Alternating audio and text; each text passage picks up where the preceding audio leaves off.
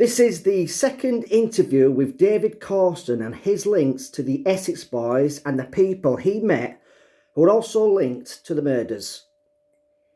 If any of the viewers are interested in this case, they can join my Facebook group, which is called The Real Essex Boys Murder Group.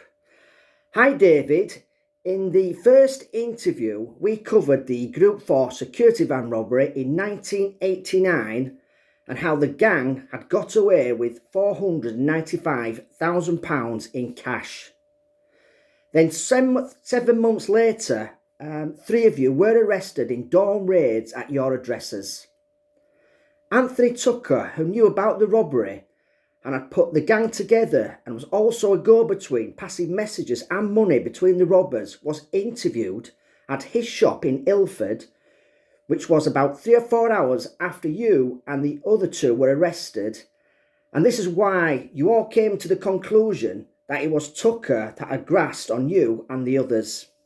That's right, yeah. The ex-detectives who have decided to look into the Rettendon Range Rover murders and believe a miscarriage of justice has taken place and are adamant that the convicted 2, being Michael Steele and Jack Worms, are innocent. These ex-detectives have gone on to say, and it is in the public domain, that after a police officer had interviewed Anthony Tucker at his shop in Ilford, they then visited a car showroom just down the road and interviewed the co-owners, who were Stephen Hunt and Mark Wright.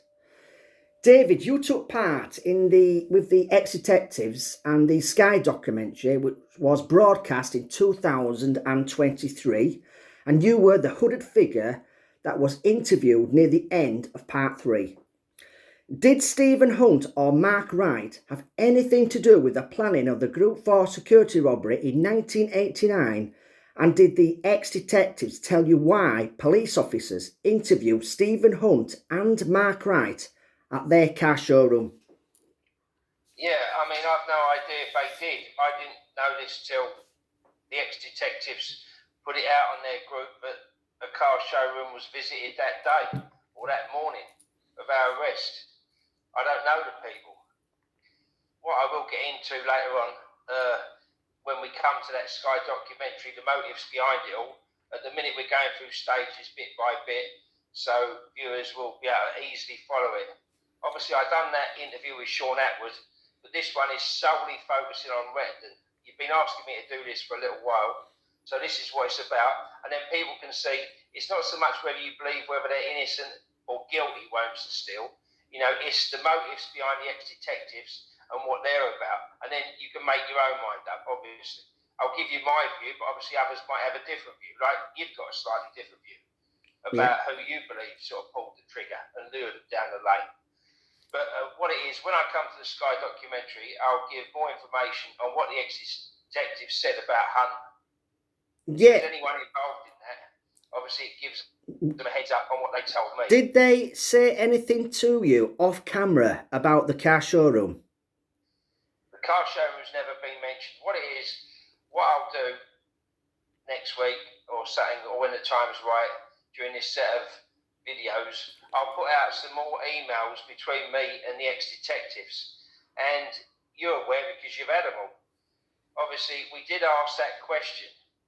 You know, give us some information about this car showroom to, you know, the lead ex-detectives, the older one, who was obviously, you know, in charge of the squad that fitted us up. So we asked for that information, and we asked about, you know, information on why they didn't go and arrest one of my co-defendants when they had the registration on, you know, day 1. You know, why wait 7 months? Why did they arrest 3 of us when 2 of the others, alleged others, were on holiday in Spain? You know, they said, according to their Facebook groups, that there was surveillance on them. No, there wasn't. There was no surveillance. You know, we covered this in part 1. It's ridiculous to arrest half the gang when the others are on holiday, you know, with £500,000 allegedly missing. You know, that's a lot of money at the time. You know, so none of it makes any sense. And it doesn't to this day. They won't answer the questions, but I'll put out there the emails confirming that they've been asked this. So can we just clarify, David? after the flying squad went to Tucker's shop in Ilford in London, around about 9 a.m. That day, then they went to Stephen Hunt and is it Mark Wright's showroom. That has absolutely nothing to do with the Group 4 security robbery in 1989.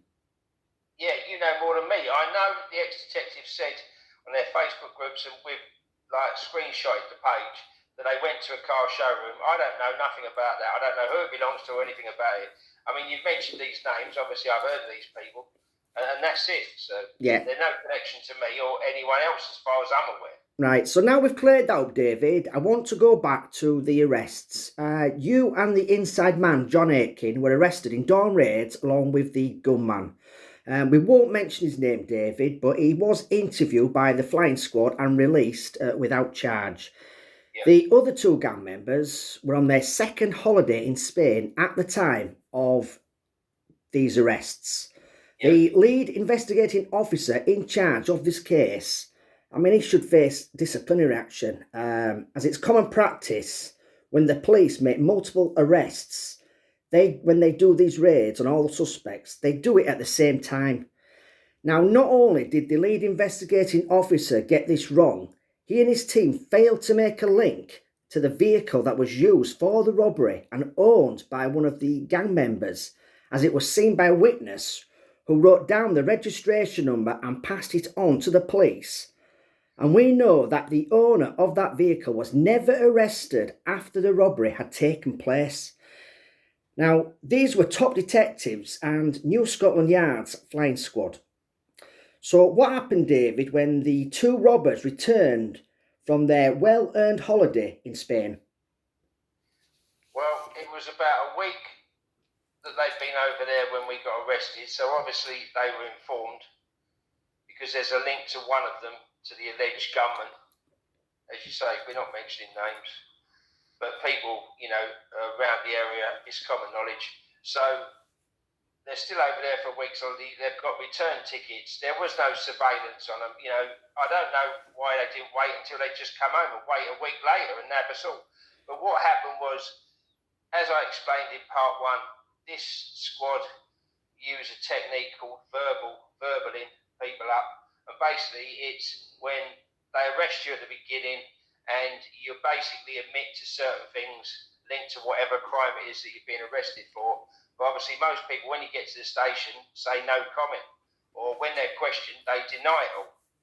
But basically, it gives enough evidence in front of a magistrate, and you know what they're like, idiots. Yeah.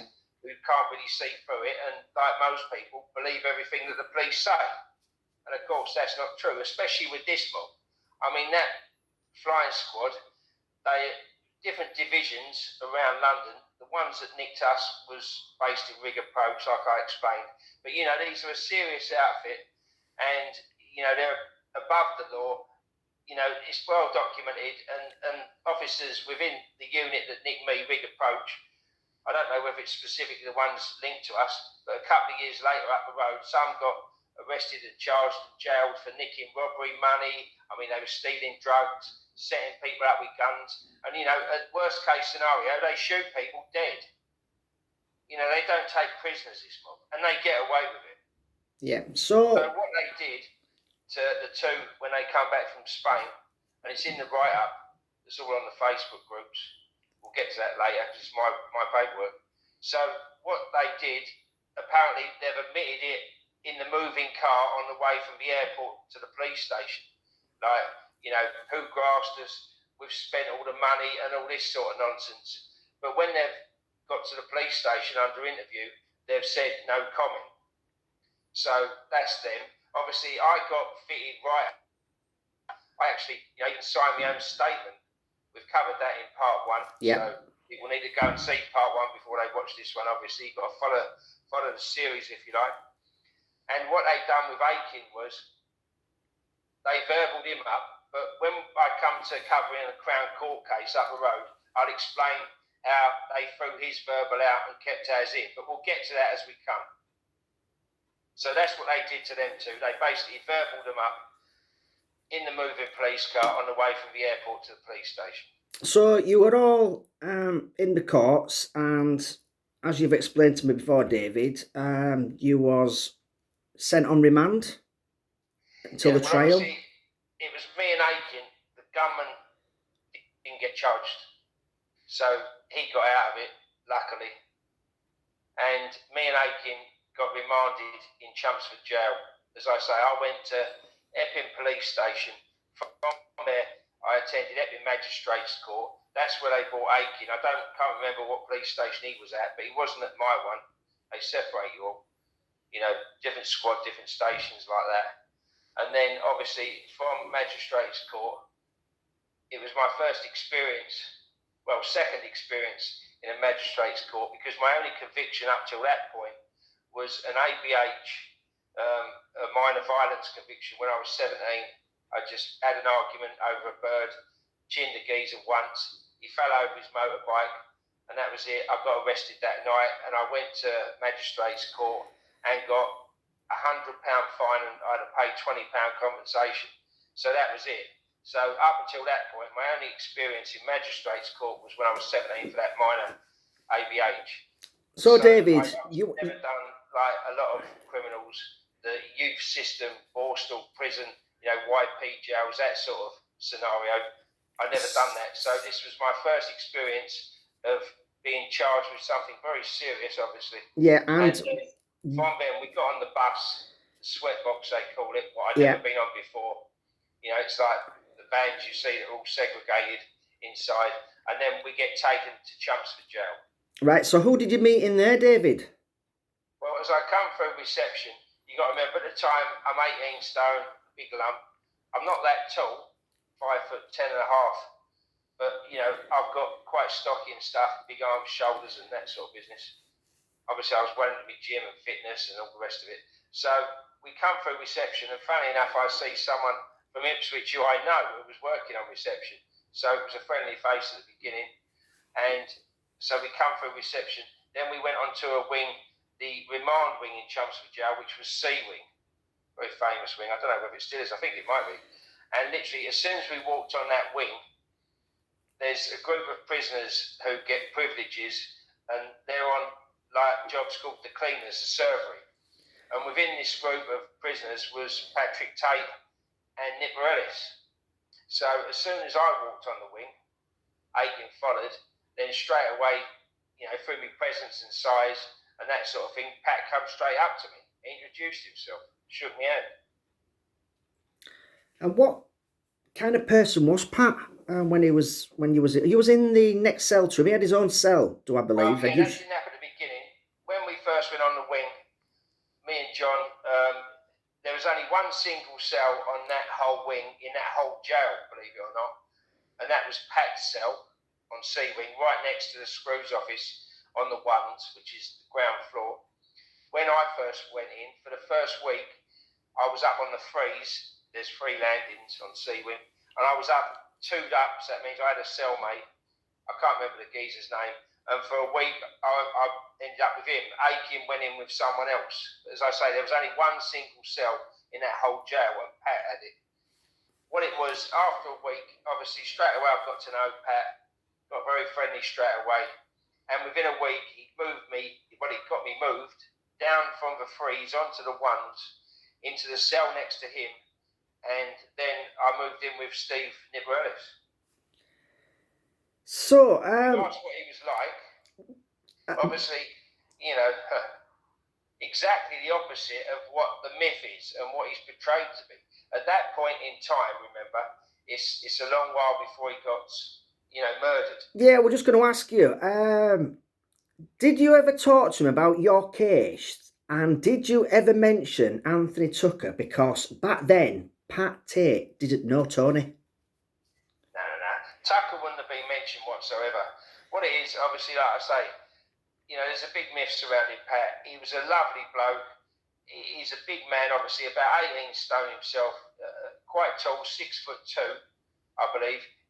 He's got presence. He wasn't, we're the same size physically, but obviously he's got the height. So straight away, we've hit it off. We've become pals, and like I say, within a week, he's had me moved down. I've got like the best job. in the best cells. I'm out all day, where other prisoners are locked up. And, straight away, he looked after us. We had the best food. If you was with Pat on his visit table, then he had longer visits because the screws allowed him to do that. We had use of the SO's phone. We had all the privileges, Literally, Pat was sort of like, I wouldn't say running the jail, but, he was probably the most respected prisoner in there. Yeah. And you've got to remember, the prison back then is not like what it is now. Obviously, in 2018, when I get caught for the handgun, and I've done a short spell in Chelmsford again, it's nothing like what it was back then. Back then, I wouldn't say, well, what would you say? It was an enjoyable experience, really. Yeah. As prisons go, because there was proper criminals in there from all over Essex. Your armed robbers, proper ones, your drug traffickers, that sort of people, everyone sort of got on and knew everyone. It was a good crowd in there. And, Pat was obviously portrayed as being super violent, out of control, unpredictable, and this sort of stuff, and messing up in deals and going around threatening everyone with Tucker. And do I believe it? Well, yeah, I've seen it happen with others. So, everyone says the same story who was involved with them up the road when I wasn't about. So, yes, I do believe that's potentially true. You get involved in this stuff to the extent that they were on it, and it can turn you into a monster. But in that jail, I never see Pat have a cross word. With anyone, no? The only one who read that once was me. And that was it, yeah? That was it, yeah. He wasn't going around chinning people and stuff like that. There wasn't that level of violence in there, like what there is in the jail today, Everyone had more respect for everyone. It was a better class of prisoner. Yeah, I mean, to be honest with David, I think a lot of people watch the Rise of the Foot Soldier film, see a bit of violence, and they see a bit of violence and think that's how they portray Pat Tate, and that's it. I've spoken to a lot of people about who knew Pat Tate, and they portray him just like you do. They speak highly of him. He's a lovely man. I named one of my eldest son after him, Tate. Yeah, you did, yeah. Out of respect to him. He was a lovely man. He looked after me. We got on really well. He was a great guy, utmost respect for him. As I say, up the road, I can't comment, but I do believe, it is what they say it was. I mean, he got involved with Tucker, who's a slag, in my opinion. Yeah. So, the two of them would have been a bad combination. Yeah. And Tucker would have, put Tate at the forefront if there was any threats of violence and that. I mean, literally, I knew about Pat's case, he robbed like a happy eater and stuff. And obviously, he had a bit of a reputation for what he'd done when he escaped from the magistrates' court in Billericay. Jumped over, pushed the guards out of the way, jumped over the dock, come out on the back of a motorbike and sped off. And then he went to Spain and was on the run before he got captured. So, he had that sort of a reputation, Yeah. So, but as far as his level of criminality went, it wasn't high. Not compared to some of the other people within that jail. But he was well respected within the jail, obviously, and a lovely, very kind man as well, very generous, very kind. As far as, his physical presence, he was a big man. If you compare it with someone like Lee Chapman, who we'll get to up the road, he wouldn't have stood a chance. His strength was half of what Chapman's was. Yeah. You know what I mean? Yeah, yeah. So it's a different caliber of person. I do want to... I've never seen him have one fight in there. He Not never even one. reared up, lost his temper, not once. Not once.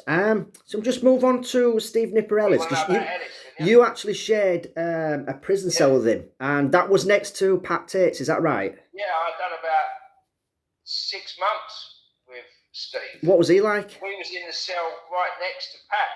So Pat had you had the SO's office as you come on the wing. Then you had Pat's single cell, as I say, it's the only single one in the jail. Then the next cell was me and Steve Ellis. It was a 2'd-up cell. Obviously, look, it's not like the cells today where they've got toilets in them. Back in them days, you had like a plastic pot each called a piss pot. And if you wanted to shit at night, you was in trouble. Luckily, that never happened. Otherwise, you've got to go in the pot and throw it out the window. Did you? But there was obviously 2 bunks. Nipper, when I first went in there, it was his cell.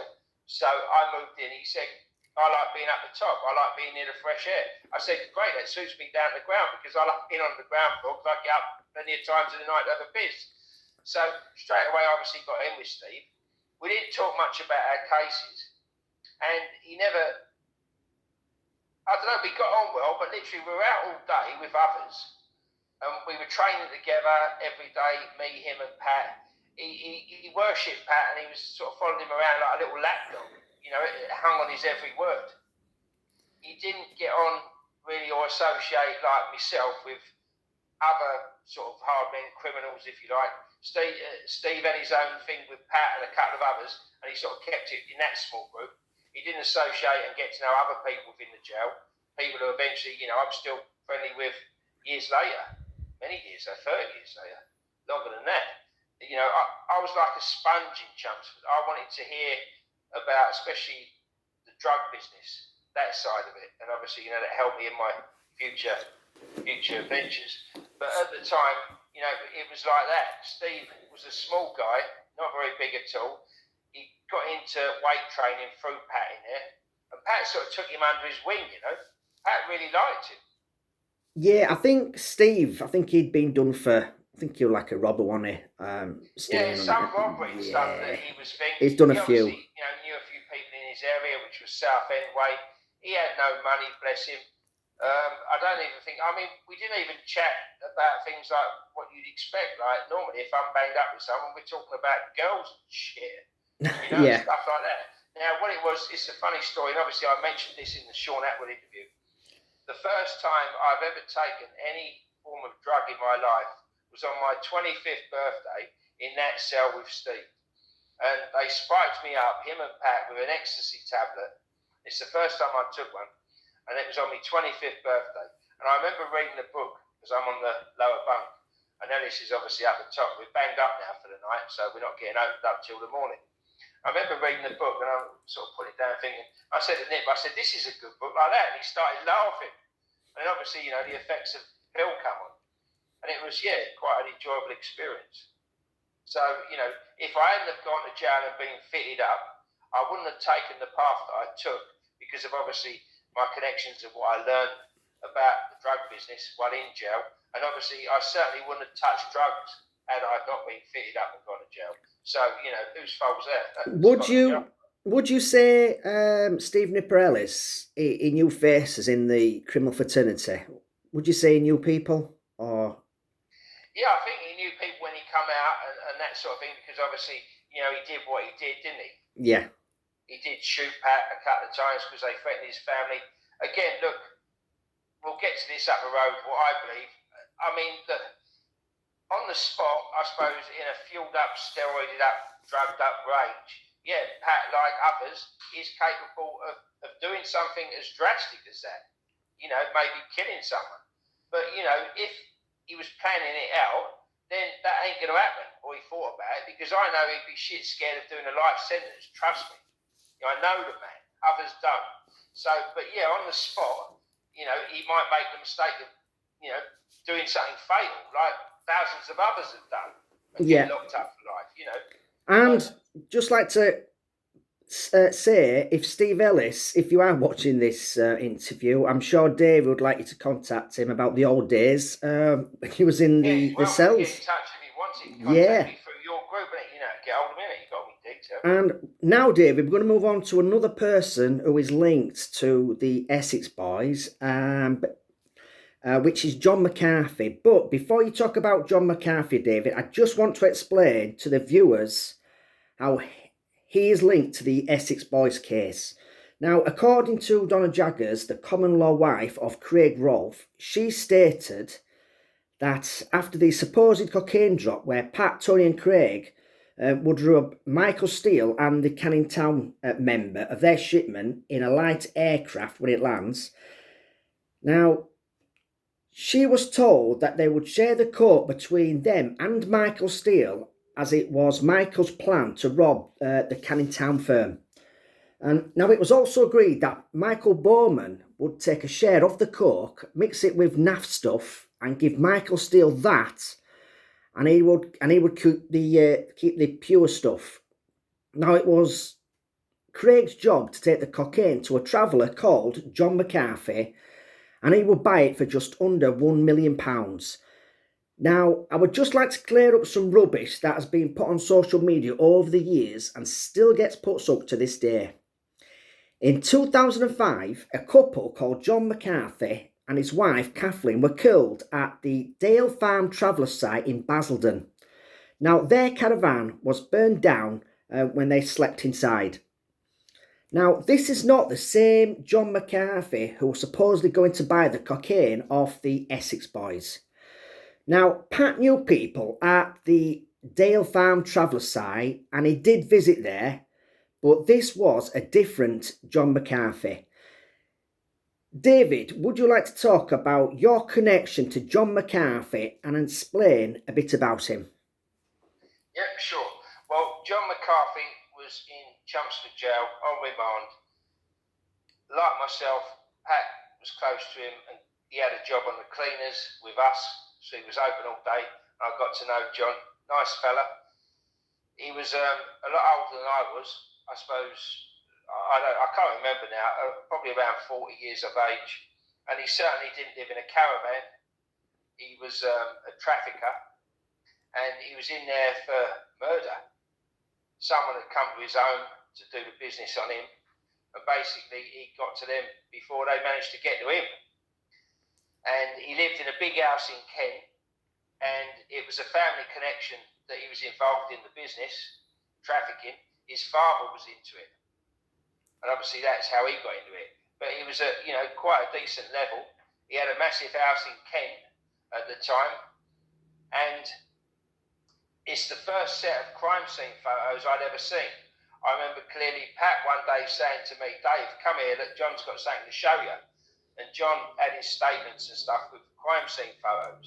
And then I see the geezer dead, like what you see their photos on, Facebook groups and online and stuff. I see the fella laid out on the slab and that. And what it was, now, obviously, like I said, John was a wealthy man. He was on remand for this murder. Then he went to court during the time that I was on remand and never come back. He got a not guilty. So he had a result. And what it was, he come back to visit Pat a week later, and John had treated himself at the time to one of them big Mercedes. I think it cost him 25 grand, not new, second hand. So that was a lot of money at the time for motor. That was a flash motor to us. I was driving about in Sierras and stuff at the time. Obviously later on it changed, but at that point in time, John was at that sort of level. And so that's who he was. He certainly didn't live in no caravan. Yeah. It's as simple as that. So it's a completely different John McCarthy. Also, this rubbish about paying £1 million, the gear ain't even worth that. I mean, this is something else. Now, this come out, the ex-detectives know this, because this is part of my link. I was due to sign, we were just about to exchange contracts in 2007 at the plot of land right at the top of that hill overlooking where they got shot. And I was going to have a big glass mansion built there. I just lost all my money before we was due to sign. It was 200 grand for a small bungalow on half-acre of plot, and I was due to buy another 25 acres. Today, that's a big house and a fruit farm, so someone did buy it and develop it. But that was down to me. We was due to sign contracts on it through my solicitor, Abel Bishop. I've got all the evidence. The ex-detectives see that, so there's another link. So every day in the future, I'd have opened my curtains and looked down at the exact spot where they got shot. Now, obviously, getting back to it, £1 million, right, for I don't know how many kilos it was that they were meant to nick. It's been mentioned, is it 30? Yeah, I think it ran about 30. Yes, Like that, yeah. One says one says the other. Well, let's just say 30 kilos, right? Now, at the time, 1 kilo, if you bought it here, up the road, would cost you 30 grand. Now, John McCarthy was an importer. Now, there's no way he'd be paying, it ain't even worth that. So if you bought it singly, it's 600 grand. No, 900 grand, isn't it? 300 grand for 10, yeah, 900 grand. Right? There's no way he'd be paying that for it. He wouldn't even give $500,000 for it. So it's all rubbish. And back then, there was no such thing as repress, going and pressing gear. It come as it come from where it was made. Obviously, in the factories in the jungle. And that's how it stayed. There was no such thing as repress when I was involved in it, at the time McCarthy was. That didn't happen. The gear would be worthless. People wanted it as is. It's as simple as that. So the gear to him was worthless.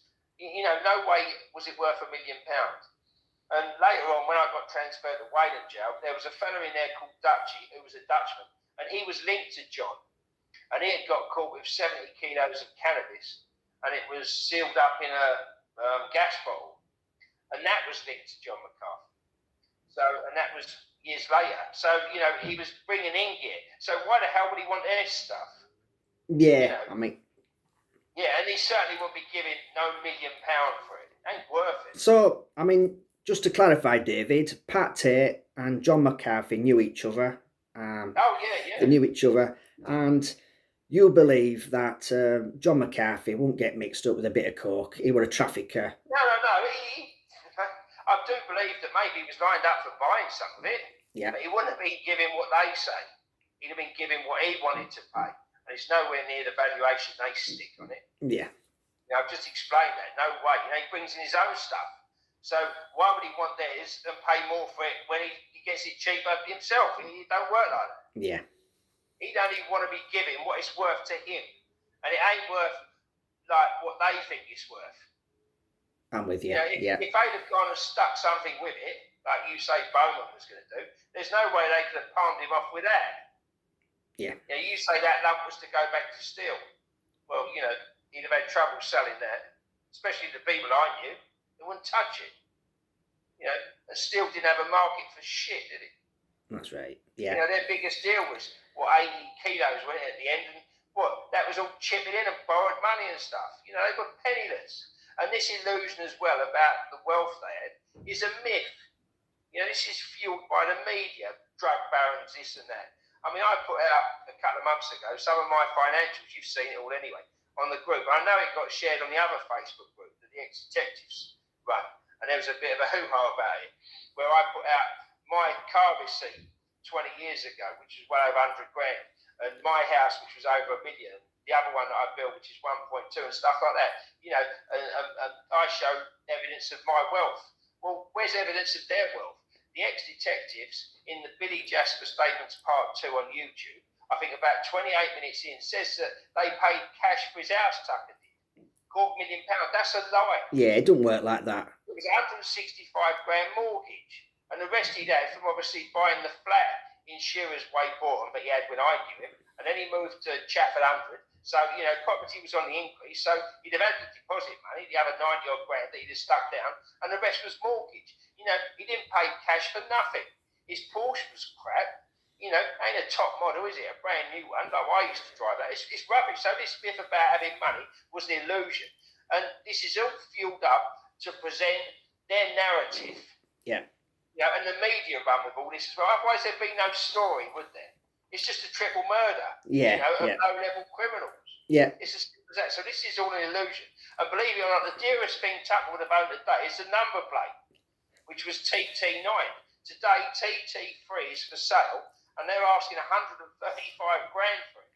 Wow. Realistically, it's worth about 80, but that's what they're asking for TT3 today. So TT9 would have been his biggest asset. Yeah. Had he lived. So, David, that's as far as I want to go today. And in the next interview, we'll be discussing the trial and what happened next. Sure. Thank you, David, for your time, and we will speak soon. Yeah, cheers, mate. See you. Thanks.